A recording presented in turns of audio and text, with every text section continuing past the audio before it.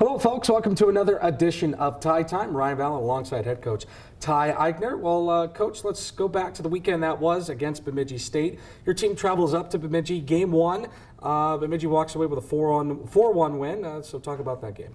Yeah, we felt like going in, we knew it would be a challenge. You know, Bemidji's done a nice job. They were coming off of a split at Minnesota State, and they're second place in our league. So they've done a real nice job this year and put themselves in a position that they're, competing with Mankato for the league championship. So we felt like Friday the start was okay. Not bad, but not great by any means. And then they scored the first goal there 5 minutes into the period, and it wasn't a real harm. It was a pretty harmless situation. Shot from a bad angle that ended up going off Eric's pad, and we ultimately got beat to the rebound and 1-0. But we stayed with it and battled back and got it to 1-1. And it was a good hockey game at 1-1 with, you remember, Ryan, it was 1-1 with 7 minutes left in the second period.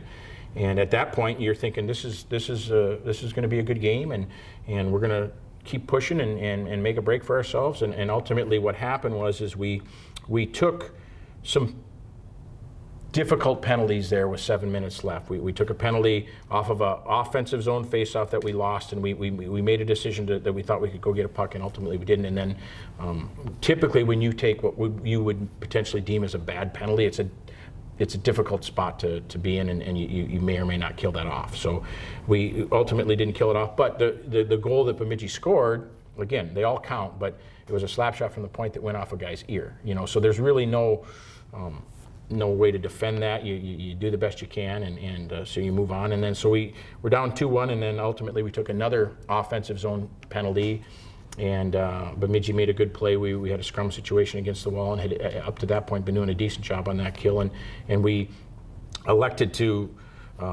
get away from the scrum, and because Bemidji changed and difficult decision, and they put a puck on a guy's tape in the slot, and he made a good shot. So we're down 3-1.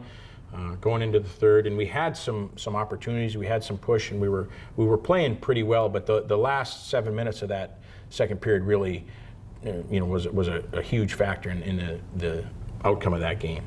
And after the 4-1 loss on Saturday, a much better effort from your team. Zach Rose in net.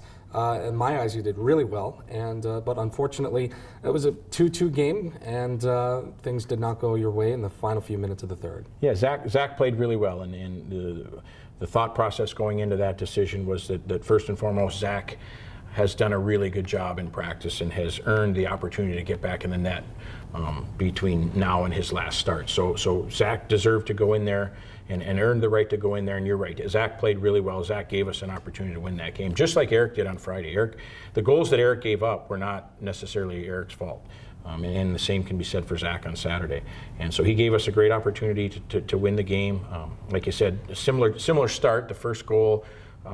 Difficult scenario. We knock our own goalie over, and there's an empty net, and Bemidji guy shoots it into the empty net. So tough start for Zach, but he stayed with it and he battled, and it was a good hockey game all the way up until they got a 2-goal lead, but we kept pushing and battled back, and ultimately got it to 2-1 and then 2-2, and we're playing well. And 3+ minutes left in the game, we make a difficult, it's a back check situation, and what we'd like to see happen is this, but ultimately that didn't happen, and they put a puck on net, toward the net late in the game, which is what we would be asking our guys to do, and it ultimately went in off our own guy's stick, and so we're down 3-2, and then they score an empty net goal. But you're right, the effort was certainly better. We had more guys playing harder on Saturday, and it was a step in the right direction for sure. This weekend coming up, Alaska Anchorage, and this will be 3 straight weeks now where the team that you're playing is coming off of at least 1 point against Minnesota State, Mankato, Northern, Mankato, and Bemidji as well. So Anchorage, they're coming off of a tie against Minnesota State. Going to be a tough series here at home. Yeah, they're we've seen in our league.